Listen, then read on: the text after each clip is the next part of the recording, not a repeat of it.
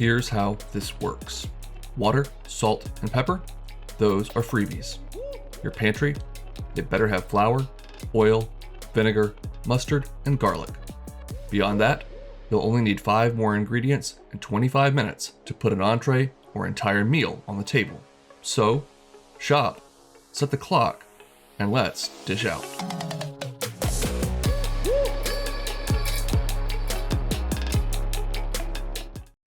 All right, ingredient number 1 on 5 and 25 this week will be some unsalted chicken stock, a couple of chicken breasts, an awesome seasoning from Kinder's here, caramelized onion butter, some cream cheese, and a large yellow onion.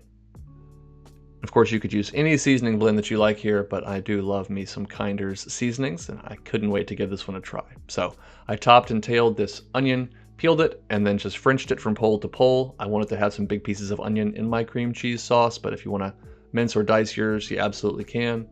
Next up, we'll add a couple tablespoons of olive oil to a skillet over medium-high heat and sear our chicken on both sides, making sure we add plenty of that seasoning. Our chicken is not going to be fully cooked here, so once we get some color on both sides, I'm going to relocate it to a baking sheet and just pop it into a 400-degree oven for about 15 minutes or until it is cooked through.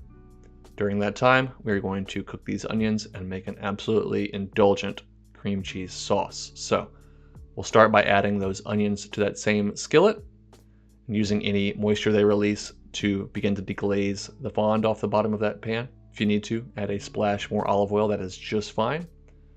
We're really not going to caramelize these, we don't have that much time, but we do want to soften them and get them to turn nice and golden brown. After a few minutes, I'm going to add in some minced garlic from the pantry, and a good splash of chicken stock. Guys, as always, exact amounts and the directions are down below in the description, as well as on the website, so no need to take notes, but there is an important need here to scrape up the fond off the bottom of that skillet using that chicken stock. And once it has reduced slightly and your fond has been released from the bottom of the skillet, turn your heat down to medium-low and add in 8 ounces or 1 block of room temperature cream cheese. And at this point, I'm just going to implore you to trust the process. It's going to look a little rough. You're going to have some coagulated chunky pieces of cream cheese in there, but it's going to come together. So I've just added a little bit of Dijon mustard again from the pantry to help bolster the flavor and tang here. And after just a few minutes on medium-low heat, this sauce is going to get nice and homogeneous and creamy and just absolutely perfect. You'll want to give it a taste and adjust the seasoning with some extra salt and pepper as needed. And next up, we'll go ahead and slice this perfectly cooked chicken breast and get ready to plate.